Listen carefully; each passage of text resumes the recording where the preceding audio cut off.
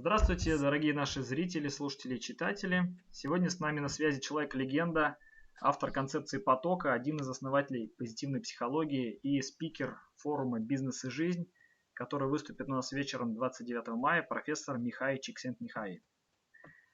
So, good morning, professor. Good morning, Andrei. How are you? Well, how are you? Yeah, we're having a nice spring here in California, and I feel better. I had a bronchitis. I was down in Africa for a while, and I caught something there, but now I'm fine. Okay. Professor, first of all, you have a very unusual name. How is it pronounced correctly? You did a good job. It's pronounced Chiksenmihai, more or less in Hungarian. Yeah, it's an old name. It means from Saint Michael of Chik. Chik is a province in eastern Hungary, now in Romania. Okay. Yeah. Chiksenmihai. Mr. Chiksenmihai, your investigations in the flow started about 80s, about 30 years ago. Has anything changed in your understanding since that time? Yeah, I started more than 30 years. It started in the 60s, so it's almost 50 years, 45, 50 years. So I was interested, the theory that developed then by 1970 and the latest, that theory stayed more or less the same, although many small details have been changed because of the results of our empirical studies kept correcting our ideas and showed us that some things we thought were true were not true, and others we didn't think about, but we found out that were very interesting. So it's still growing and changing research agenda, but nothing fundamental changes, but you understand better how it works by doing more and more research. Can we say that a business or some deal what gives flow experience to some person is a mission of this person or some purpose of this person? Well, it doesn't have to be like that, but often it's like that, and it can work either because you see a mission in front of you and you start trying to achieve it and you start enjoying it. So the mission comes first and the flow comes second.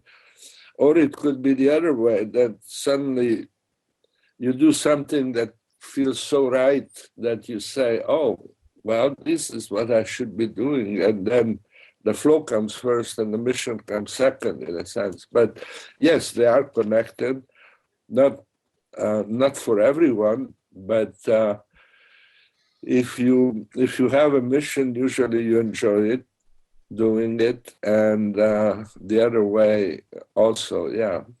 So anyway, they are connected. But some people can feel the flow state while they making violence or destroying something, and how they can cope with it, what we can do with it.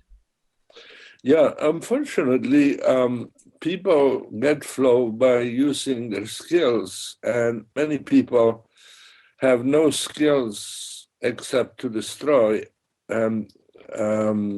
because that's a very easy thing to do. Destruction is easy.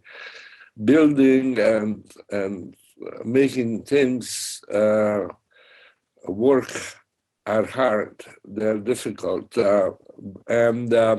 So many people, because they can't find anything to do that they are skilled, that they are able to do, they will try to achieve flow by hurting other people or by destroying things, and that's unfortunately always been the case. And there is nothing much we can do except try first to punish those who use who do this kind of things when they're grown up, and second, by trying to prevent before it happens by an educational system that recognizes and tries to find the strength of children and tries to encourage those strengths or teach those strengths that are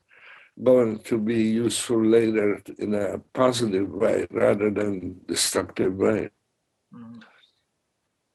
So to achieve the flow state, we have to go not by the easiest way for us. Generally not. Yeah, sometimes flow is very easy because you have practiced it. And for instance, a skier who have developed who knows how to do the skiing can go up on a mountain and let himself go down and be on automatic pilot. You know, you just do it because you know how well you can do it. And but to learn to achieve the skill in the first place, that's not easy. You have to fall many times and get up again and try again and then fall and then try. And many people don't like that. And they say, oh, this is too difficult, and they do something else. The same thing with playing a musical instrument. If you play the piano or the violin, and you want to do it well, you have to spend many hours, many days, many hours, many years to practice to become a good musician. And most people, after a while, say, this is too difficult. Why am I doing this? And they search for flow in something more easy, like playing video games, for instance. That produces flow, and it's easy, but unfortunately, it doesn't, the skill level can go up to a certain point, but after that, it becomes, in a sense, a useless skill, something that you can only use to play a particular game, and then you begin to feel that you're wasting your time. Whereas in music or skiing, you can always get better, and that is a better flow experience than the kind of easy ones that are attractive because they are easy, but in the long run, they are not satisfying. So are there any universal techniques that help to cause the flow? Well, there are many, but they are different for different kind of activities. I think the only ones that are general, that are true of all activities, is that you have to pay attention to what you're doing very closely and see whether there are interesting things in what you're doing that you enjoy. If you don't pay attention to the small details of what you're doing, you may miss many opportunities for flow, because flow depends on being very involved in what you're doing and paying attention to what you're doing. And if you are just in a hurry or don't want to get to know what you're doing, then you will never achieve flow. So you have to pay attention to what you're doing, and if you like how it feels when you're doing this thing, then it means that it's worth doing it again and again and try to do it better. If you don't like it, say, okay, this is, I tried it, I really tried it, but it's not for me. and try something else. But what we find is that most people actually are not very good at knowing what they like. It seems so simple, but no, in our studies where we follow kind of minute by minute what people do and how they feel about it, we find that there are people who, after a week of this study, they will say, oh, I didn't know that I really like to be with my children because they are actually fun. If I pay attention to what they do, and if I try to understand why they are doing what they're doing and try to help them, then it feels really very good. It's better than going out and to have a drink, in the neighborhood. And so the fact that people, after a week of study, realize that actually it's more. It can be very much fun to be with their wives, or they can have a good time with their dog, or whatever. They usually don't pay attention because we are conditioned to think that to feel good, we have to drive a big car or go to an expensive holiday in Switzerland or something, and that's what really is fun. That's when we feel good. But it's not true. I mean, big cars can make you feel in flow, and Switzerland may make you feel in flow, but you can have flow in almost anything you do if you pay attention and you try to do it well. And that's something that a lot of people don't realize. So one question, maybe more personal, more for me, because I like to do a lot of things, probably more as I can manage in my life. Can you help me to choose? Yeah, as I say, at the end of the day, at the end of the week, sit down and say, how much time did I spend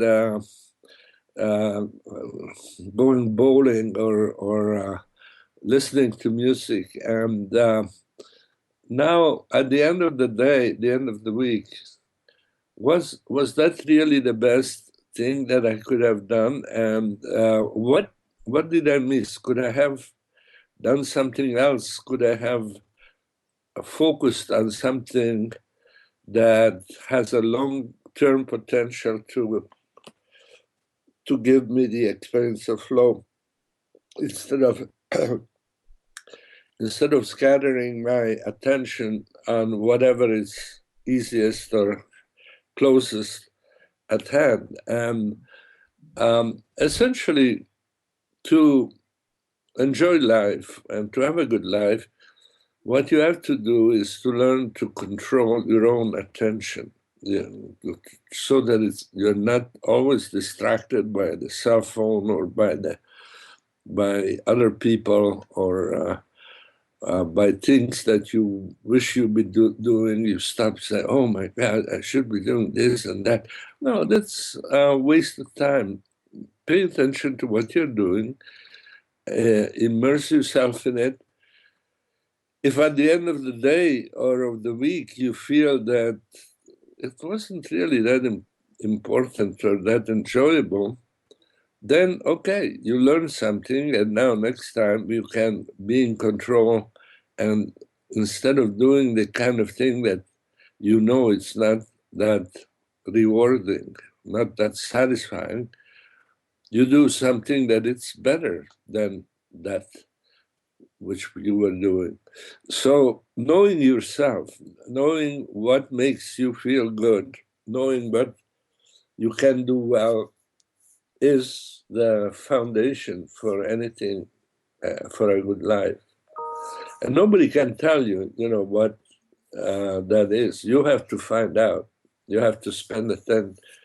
You have to take seriously that your life is in your hands, that you are in control, and then take the appropriate steps. Because nobody can help you really, except yourself in this. So your recommendations are looking really easy, very simple, but why it is not so easy to really implement in our life? Why it's not so easy to do? Well, because our life was not engineered to make you happy. Your life is the kind of random accumulation of responsibilities that were there before you. You should go to school, you should do this, you should do that. And they exist because they have been, in general, better than not having schools or not having families or not having jobs. So they have some reason for existence, but they don't exist to make you feel happy. They exist to make it easier for other people to go ahead, and you are working for other people. Sure, we have to, but on the other hand, we can't let all our life be under the control of other people or of institutions like schools or jobs, because those institutions are historical developments that were not built to make you feel happy. And you are the only person whose job is to make yourself happy. I mean, and you should take that seriously. Thank you. So the most of people would like to live happier, but they are living in such kind of everyday routine. So we call it Groundhog Day after the movie with Bill Murray. So every day is the same. And how can we, or how can the people escape from it, from this circle?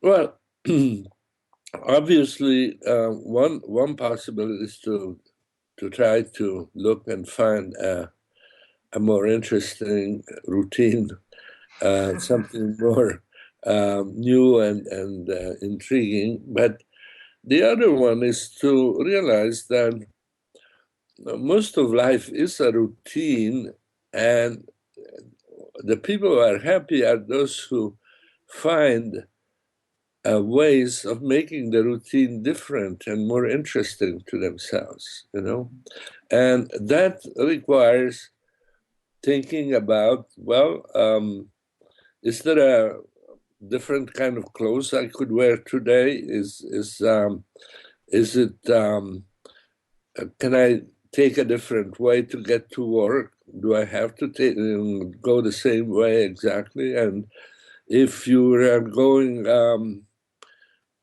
taking the subway or the bus every day the same, you ask yourself, well, is there anyone in this subway or this bus that I would like to know better?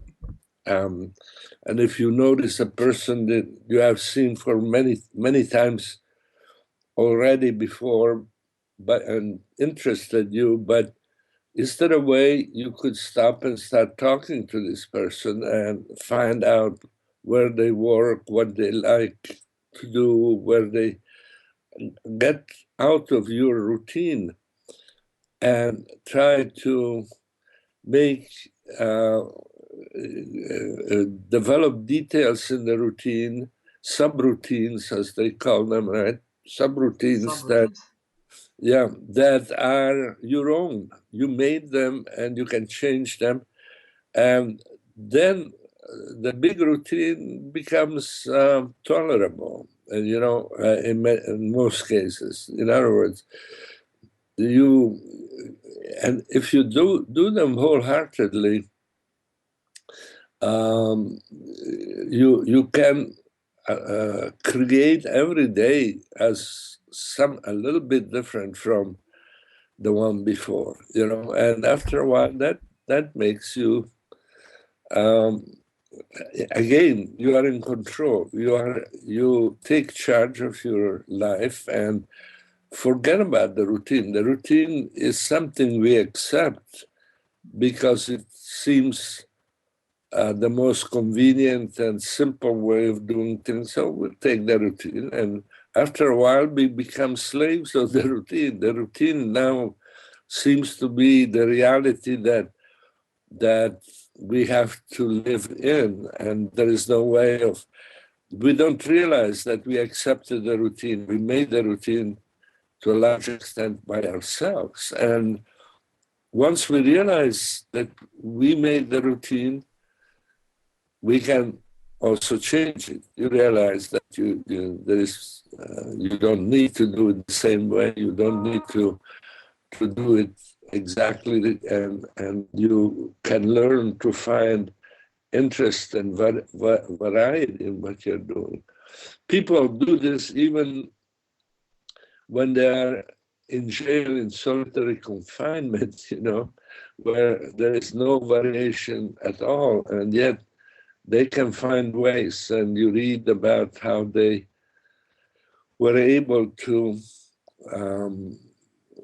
bring variety and bring purpose in even in a small cell, which is confined. And we are lucky if we can take a subway and the bus to go to work.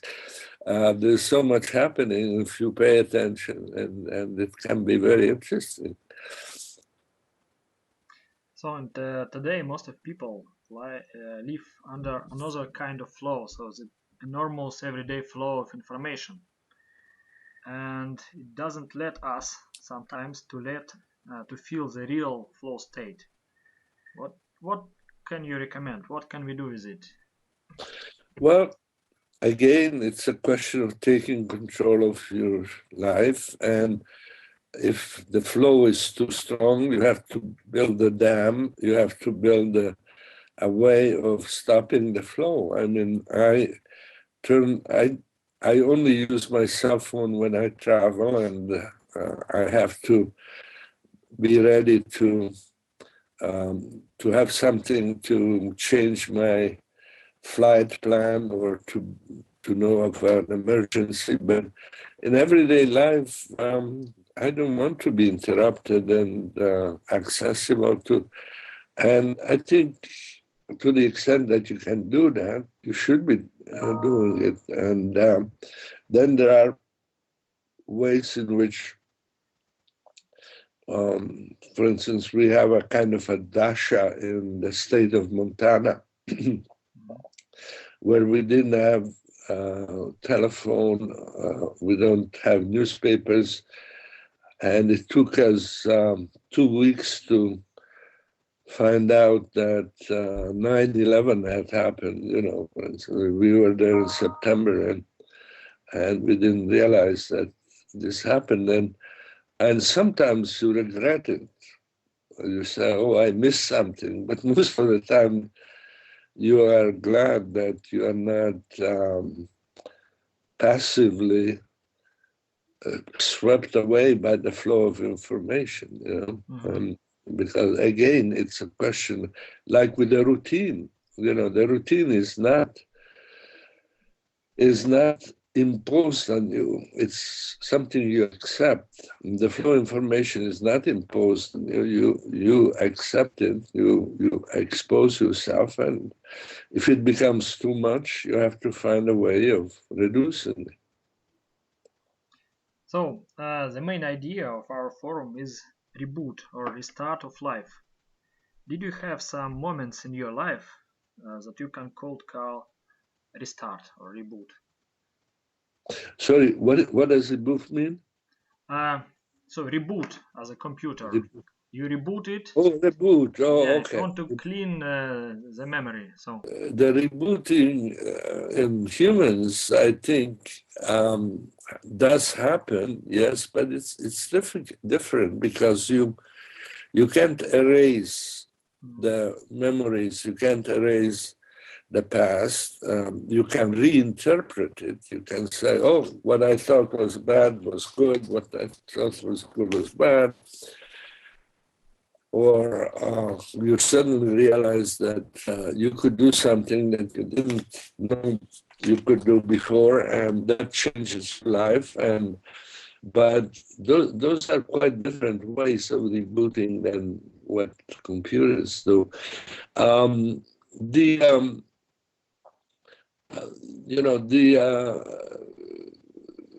kind of things I'm familiar with are what used to be called the road to Damascus experience.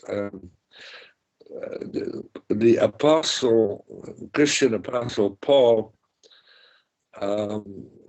was a soldier for the Roman army, and he persecuted the Christians and so forth. And once he was on his horse going to Damascus, when the horse kind of jumped and Paul fell, and when he got up on the horse, he felt very strange, and what he felt was that what he had been doing before was all wrong, and now he had to change. And from persecuting the Christians, he became one of the leaders of the Christian faith. I mean, that road to Damascus happens quite often, not quite often, but it does happen. It's not too strange, because what happens usually is that you repress things in your former, life. You have a life, and the life says, this is how you should live, this is what you should do. And you do it, but you don't like it. But you do it because it's your duty, because there's no other way to do it. And then something happens, you fall off the horse, or you have a car accident, or you get sick. And at the end of the sickness, you say, oh my God, why am I doing this? I don't like it somehow. There's something in me that says this is not right, or this is not good. So let me now try to ignore the past, the way I lived in the past, and try to live a very different way. So that type of experience does happen, and sometimes it's not so dramatic as, Paul of Tarsus, who falls off his horse.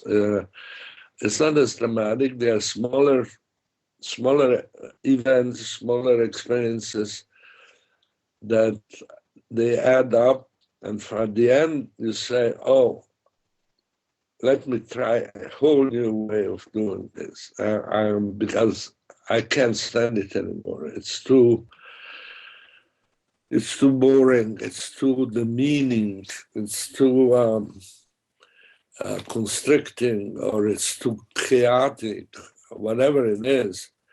You can't stand it anymore, and you say, let me do it a new way. And this is part of human experience. And there are many people who don't ever have this feeling, because they have become used to the idea that their life is imposed on them from the outside, and they just have to do it, and there is nothing they can do about it. And I don't think it's a good way to live. I think you have to realize that the life you have is your responsibility, and if it doesn't go the way that feels right to you, then you should change it. So thank you very much for this interview. I hope to see you on 29th of May, also on internet.